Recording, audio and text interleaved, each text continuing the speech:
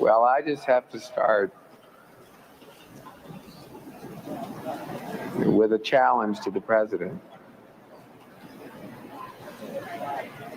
Sir, I've seen your train go by, and I think I can beat it.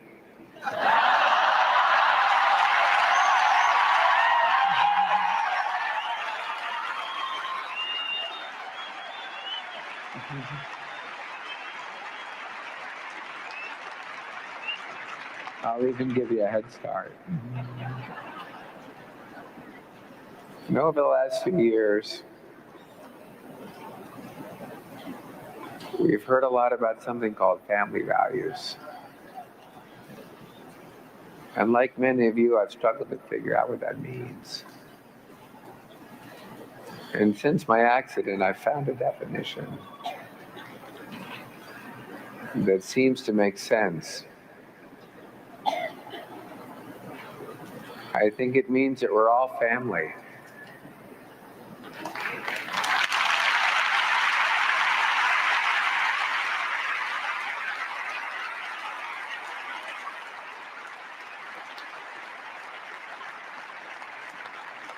And that we all have value.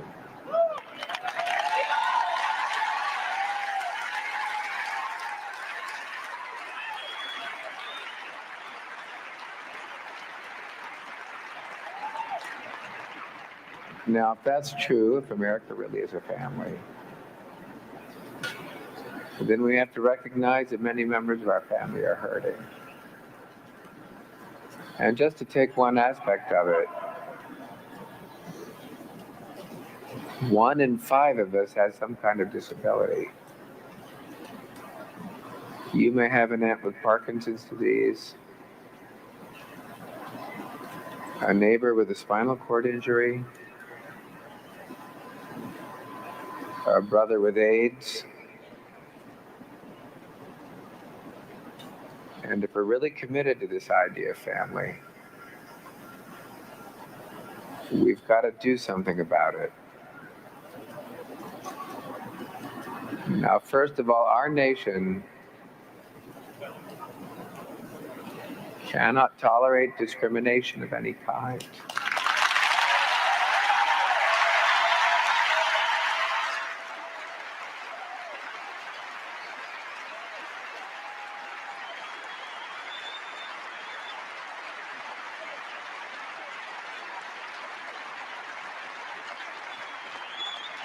And that's why the Americans with Disabilities Act is so important.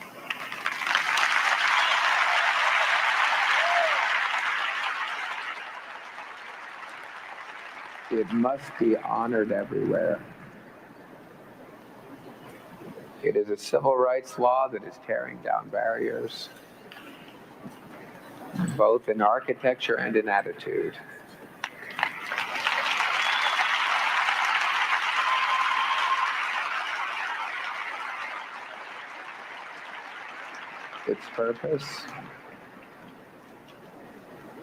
Its purpose is to give the disabled access, not only to buildings, but to every opportunity in society.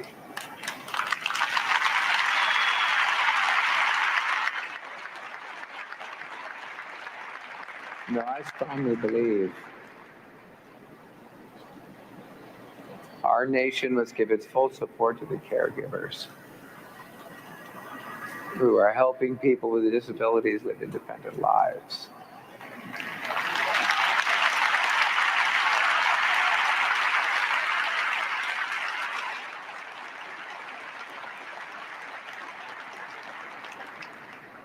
Now, of course, we have to balance the budget.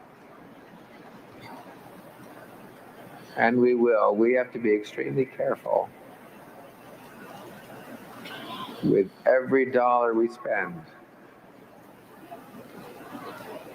But we've also got to take care of our family.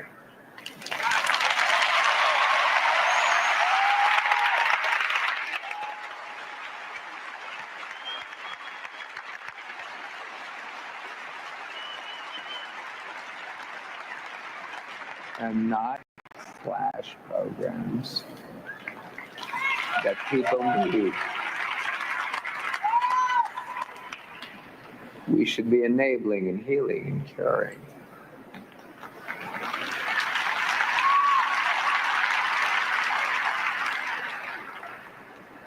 Now, one of the smartest things we can do about disability is to invest in research that will protect us from diseases and lead to cures.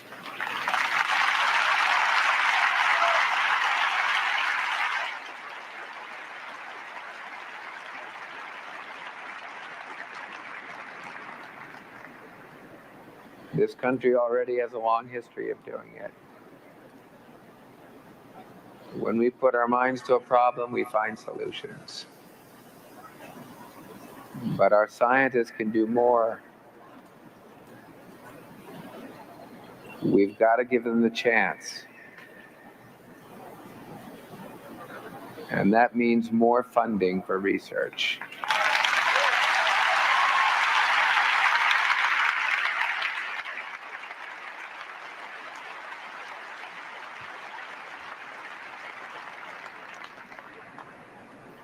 Right now, for example, about 250,000 Americans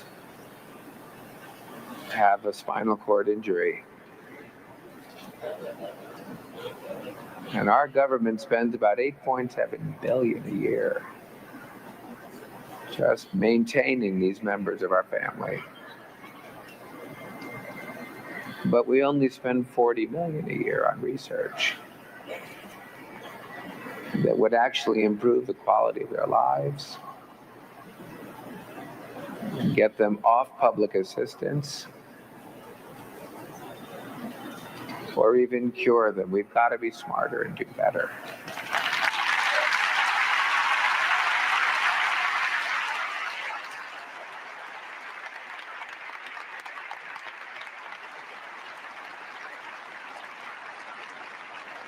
The money we invest in research today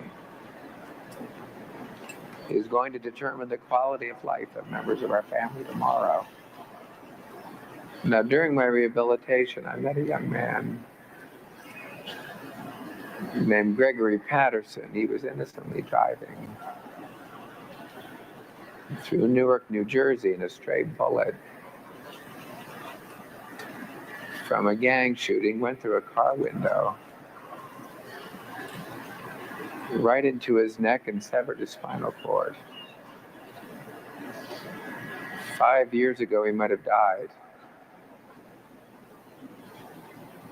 Today, because of research, he's alive.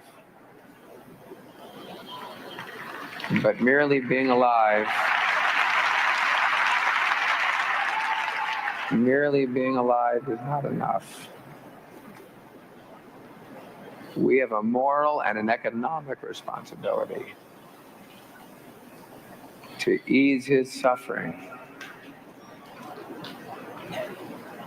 and to prevent others from experiencing such pain.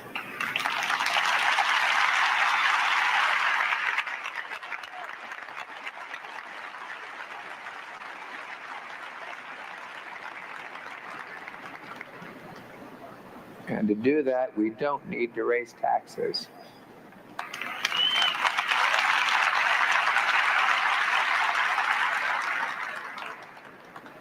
We just need to raise our expectations.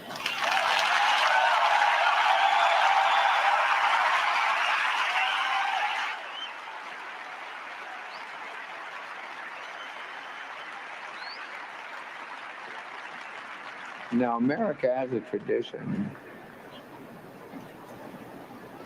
that many nations probably envy. We frequently achieve the impossible.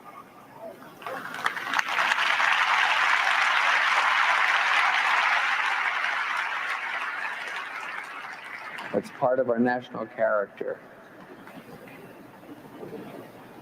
That's what got us from one coast to another. It's what got us. It's what got us the largest economy in the world. And that's what got us to the moon. Now, on the wall of my room when I was in rehab, there was a picture of the space shuttle blasting off. And it was autographed by every astronaut now at NASA. And on the top of that picture, it says, "We found nothing is impossible."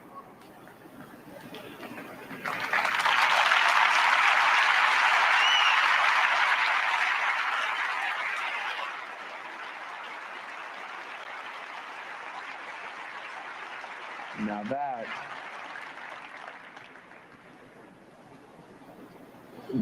should be our motto.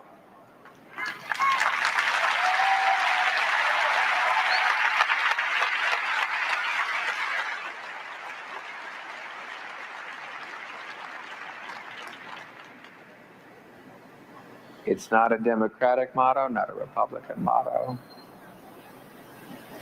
It's an American motto.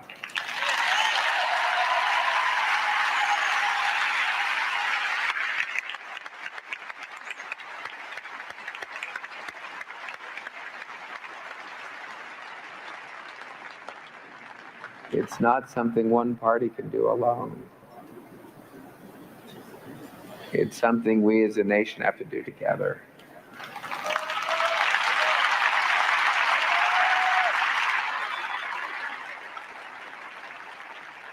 So many of our dreams, so many dreams at first seem impossible. And then they seem improbable. And then when we summon the will,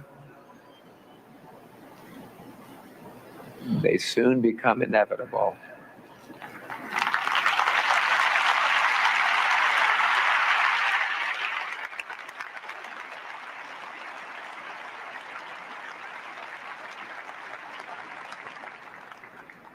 So if we can conquer outer space,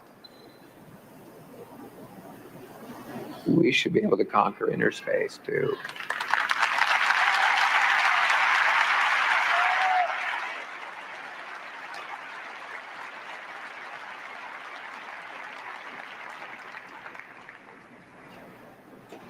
And that's the frontier of the brain, the central nervous system, and all the afflictions of the body that destroy so many lives and rob our country of so much potential. Research can provide hope for people who suffer from Alzheimer's. We've already discovered the gene that causes it. Research can provide hope for people like Muhammad Ali and the Reverend Billy Graham who suffer from Parkinson's. Research can provide hope for the millions of Americans like Kirk Douglas who suffer from stroke. We can ease the pain of people like Barbara Jordan, who battled multiple sclerosis. We can find treatments for people like Elizabeth Glaser, whom we lost to AIDS. And now that we know that nerves in the spinal cord can regenerate, we are on the way to getting millions of people around the world, millions of people around the world like me, up and out of these wheelchairs.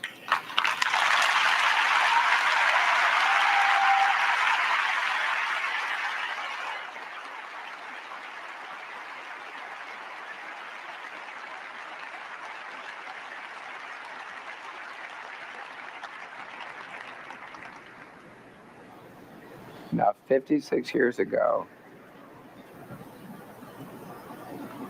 FDR dedicated new buildings for the National Institutes of Health. He said that, quote,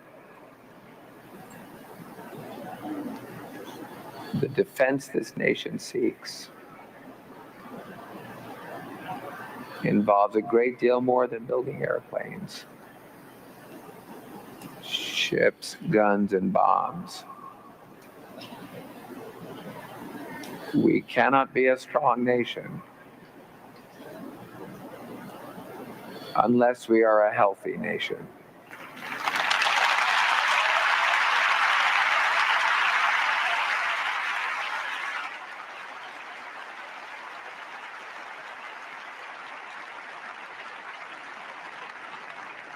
He could have said that today.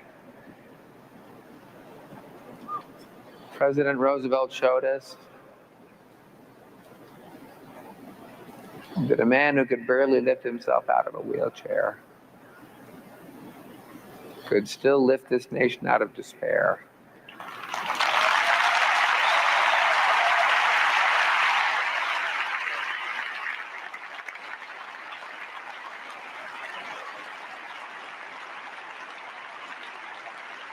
And I believe, and so does this administration,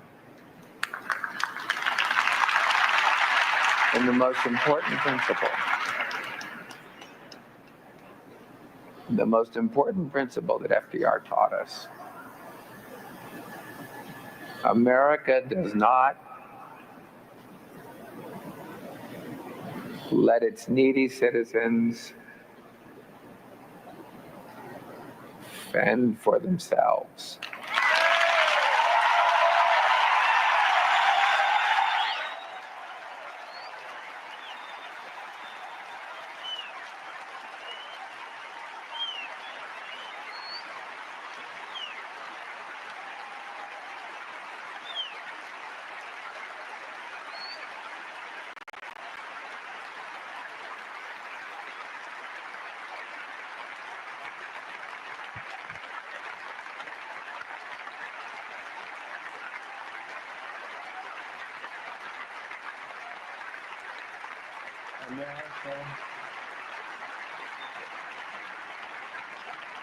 America is stronger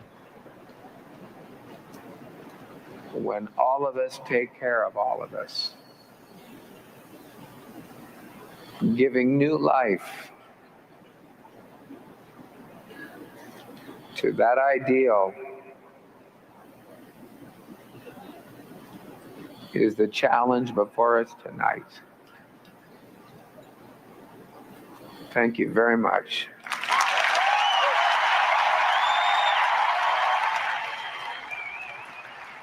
Superman could run faster than a speeding bullet. He was stronger than a locomotive. He could leap over tall buildings in a single bound. And tonight, he moved this United Center with a single speech. Let's go to the floor. Ed Bradley, reaction there. Dan, this is a speech that went over very well on this floor. People who were in the aisles moved closer to the podium. People who had seats sat down, many of them on the edges of their seats. This was a speech where he had their attention from the very beginning. People listened. They got big standing ovations a number of times, particularly when he said that we as a nation cannot tolerate discrimination of any kind, and we as a nation cannot let needy citizens fend for themselves.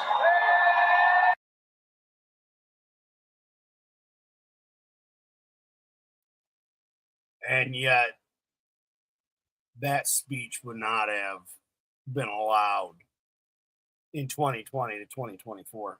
And I want you to understand this, all those of you that don't seem to understand. This is where we were.